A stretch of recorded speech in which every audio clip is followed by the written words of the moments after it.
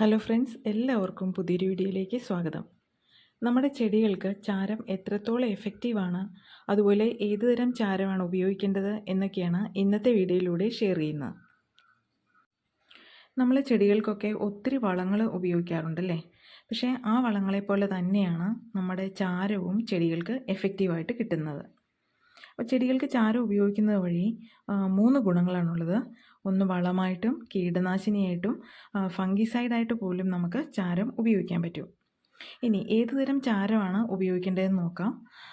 കരിയില, തടിക്കഷ്ണങ്ങൾ മുതലായ പ്രകൃതിയിൽ നിന്ന് കിട്ടുന്ന ഏത് വസ്തുക്കളും കത്തിച്ചെടുക്കുന്ന ചാരമാണ് ഏറെ ഗുണകരം.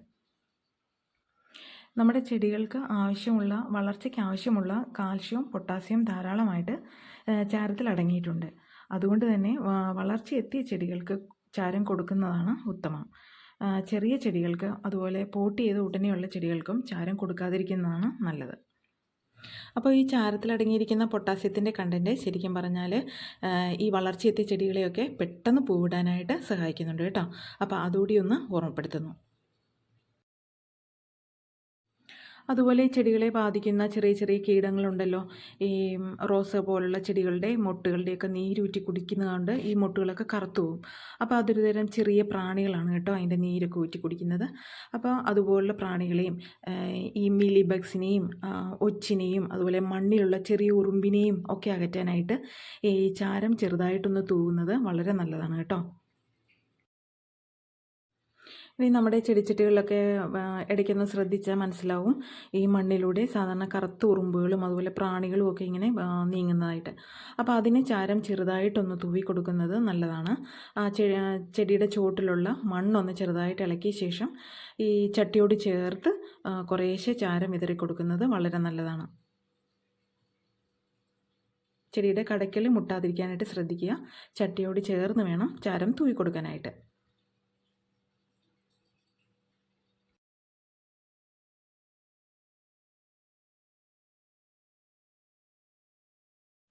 ഇനി നമ്മുടെ ജമന്തി ചെടിയിലുള്ള ഏറ്റവും വലിയ പ്രശ്നമാണ് വെള്ളീച്ചയുടെ ആക്രമണം. നമ്മുടെ ഈ ഇലയൊക്കെ ഒന്ന് അനക്കി കൊടുക്കുമ്പോഴത്തേക്കും വെളുത്ത പൊടി ഇങ്ങനെ പറന്നു പോകുന്നത് കാണാൻ പറ്റും. അപ്പോൾ മനസ്സിലാക്കിയാൽ മതി അത് വെള്ളീച്ചയുടെ ആക്രമണമുള്ള ഒരു ചെടിയാണെന്നുള്ളത്. അതുപോലെ ഇലകളുടെ അടിയിലൊക്കെ ഇങ്ങനെ വെള്ള കുത്തുകുത്തു പോലെ ഉണ്ടാകുന്നതും കാണാൻ പറ്റും. അപ്പോൾ അതിനൊക്കെ ഒരു പരിഹാരം നമുക്ക് എളുപ്പത്തിൽ ചെയ്യാൻ പറ്റുന്നത് ചെറിയ തോതിലൊന്ന് ചാരം തൂവി കൊടുക്കുകയാണ്. അപ്പോൾ ചെടികളിൽ ചാരം വിതറുന്നത് ചെടി ഒന്ന് നനച്ച ശേഷം മാത്രം ചാരം വിതറി കൊടുത്താൽ മതിയാവും.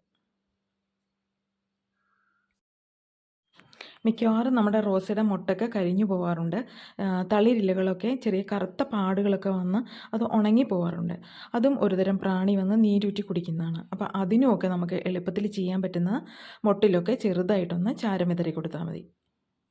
അപ്പോൾ ഇതുപോലെയൊക്കെ ഒന്ന് ശ്രദ്ധിച്ചാൽ തന്നെ നമ്മുടെ റോസാച്ചെടികളും ജമന്തിയൊക്കെ നല്ല ഹെൽത്തി ആയിട്ട് തന്നെ വളർന്നു വരികയും ചെയ്യും. അതിലൊക്കെ ധാരാളം പൂക്കൾ ഉണ്ടാകുകയും ചെയ്യും കേട്ടോ. ഉണ്ടാകുന്ന മൊട്ടുകളൊക്കെ വിരിഞ്ഞു പൂക്കളായി മാറുകയും ചെയ്യും. അപ്പോൾ ഈ നമ്മളിടുന്ന ചാരം നല്ലോണം സ്റ്റിക്ക് ഓൺ ചെയ്യാൻ വേണ്ടിയിട്ടാണ് വെള്ളം സ്പ്രേ ചെയ്തിട്ട് അതിൻ്റെ മുകളിൽ ചാരം വിതറാൻ പറയുന്നത്.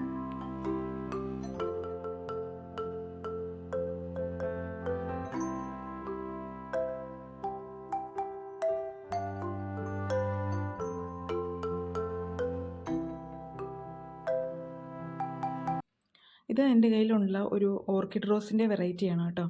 അപ്പോൾ ഇതിൻ്റെ പ്രത്യേകത എന്ന് പറഞ്ഞാൽ അതിൻ്റെ ചുവട്ടിൽ നിന്ന് തന്നെ ധാരാളം തളിർപ്പുകളുണ്ടാവും. അതിലൊക്കെ നിറയെ പൂക്കളുണ്ടാവുകയും ചെയ്യും. പക്ഷേ ഇതിനെയാണ് ഈ പ്രാണികളൊക്കെ ഏറ്റവും കൂടുതൽ അറ്റാക്ക് ചെയ്യുന്നത്. അപ്പോൾ ഇവിടെയും ഇതിൻ്റെ മുട്ടുകളൊക്കെ തിന്നിട്ടുണ്ട്. പകുതി മുട്ടുകളും തിന്നിട്ടുണ്ട്. അത് കാരണം പൂക്കളൊന്നും വിരിയാതെ തന്നെ എല്ലാം നശിച്ചുപോയി. അപ്പോൾ അങ്ങനെ നോക്കിയപ്പോഴാണ് ഇത് പ്രാണിയല്ല, ഇപ്രാവശ്യം വന്നിരിക്കുന്ന ഒരുതരം പുഴുവാണ്. അത് കാണിച്ചു തരാവേ. കണ്ടോ, ഇതുപോലൊരു പുഴുവാണ് ഈ പൂക്കളൊക്കെ വന്ന് തിന്നുന്നത്. കണ്ടോ? അപ്പോൾ ഇതുപോലുള്ളതിനൊക്കെ അകറ്റാനായിട്ട് നമ്മളിത് കണ്ടു കഴിഞ്ഞാലേ ചാരം ഇടാൻ പറ്റുള്ളൂ. കണ്ട ഉടനെ നമുക്ക് ചാരം വിതറി കൊടുക്കാം. അത് പെട്ടെന്ന് തന്നെ താഴത്തേക്ക് വീണോളും. ഒരുപക്ഷെ നിങ്ങളുടെ എല്ലാവരുടെയൊക്കെ റോസുകളിലും ഇതുപോലെ തന്നെ പുഴുക്കൾ വന്ന് തിന്നുന്നുണ്ടായിരിക്കും കേട്ടോ. അപ്പോൾ ഒന്ന് ശ്രദ്ധിച്ചാൽ മതി. ഇതുപോലെ ജസ്റ്റ് ഒന്ന് ചാരം വിതറി കൊടുത്താൽ മതിയാവും.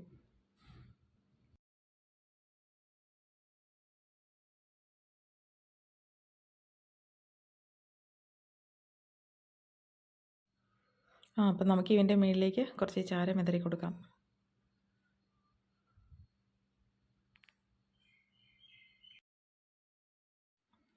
ഇനി നമുക്ക് ചാരം വളമായിട്ടും ചെടികൾക്ക് ഉപയോഗിച്ച് കൊടുക്കാം. ചാരം വെറുതെ വെള്ളത്തിൽ കലക്കിയിട്ട് ഇരട്ടി വെള്ളത്തിൽ കലക്കണം കേട്ടോ.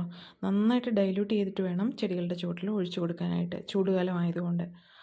അതല്ല, പുളിച്ച കഞ്ഞിവെള്ളത്തിലോ അല്ലെങ്കിൽ പുളിച്ച തേങ്ങാവെള്ളത്തിലോ നമുക്ക് ചാരം ഇതുപോലെ കലക്കി എടുത്തിട്ട് ചെടികൾക്ക് കൊടുക്കാവുന്നതാണ്. അപ്പം ഞാനിന്നിവിടെ കഞ്ഞിവെള്ളത്തിൽ കലക്കിയിട്ടാണ് കേട്ടോ ഉപയോഗിക്കുന്നത്. അപ്പോൾ നല്ല പുളിച്ച കഞ്ഞിവെള്ളമാണ് എടുത്തിരിക്കുന്നത്. 1 ഗ്ലാസ് കഞ്ഞിവെള്ളത്തിന് നമ്മൾ 1 സ്പൂൺ ചാരമാണ് കേട്ടോ എടുക്കുന്നത്. അപ്പോൾ ചെടികളുടെ ക്വാണ്ടിറ്റി അനുസരിച്ചിട്ട് നമുക്ക് കൂട്ടാം, അളവ് കൂട്ടി കൊടുക്കാം. ഞാനിവിടെ 1 സ്പൂൺ ചാരമാണ് 1 ഗ്ലാസ് കഞ്ഞിവെള്ളത്തിന് ഒഴിക്കുന്നത്. നമുക്ക് നന്നായിട്ടൊന്ന് മിക്സ് ചെയ്തെടുക്കാം. എന്നിട്ട് ഇത് ഞാൻ ഒരു 2 ലിറ്റർ വെള്ളത്തിലേക്കാണ് കേട്ടോ കലക്കുന്നത്. നമുക്ക് നന്നായിട്ടൊന്ന് മിക്സ് ചെയ്തെടുത്തിട്ട് ചെടികളുടെ ചുവട്ടിൽ ഒഴിച്ചു കൊടുക്കാം. നമ്മുടെ റോസയ്ക്കും അടീനിയം പോലുള്ള ചെടികൾക്കും ജമന്തിക്കും ഒക്കെ ഒഴിച്ചു കൊടുക്കാം. അപ്പം മറ്റുള്ള വളങ്ങളൊക്കെ ഉപയോഗിക്കുന്നവരാണെങ്കിൽ ഇത് മാസത്തിൽ 1 പ്രാവശ്യം വീതം ചെയ്തു കൊടുത്താൽ മതിയാവും. അപ്പോൾ ഇന്നത്തെ വീഡിയോ ഇവിടെ വൈൻഡപ്പ് ചെയ്യുവാണ്.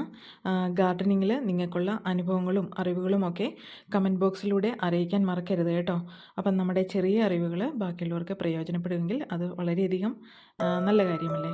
അപ്പോൾ പുതിയൊരു വീഡിയോയുമായിട്ട് വീണ്ടും കാണാം.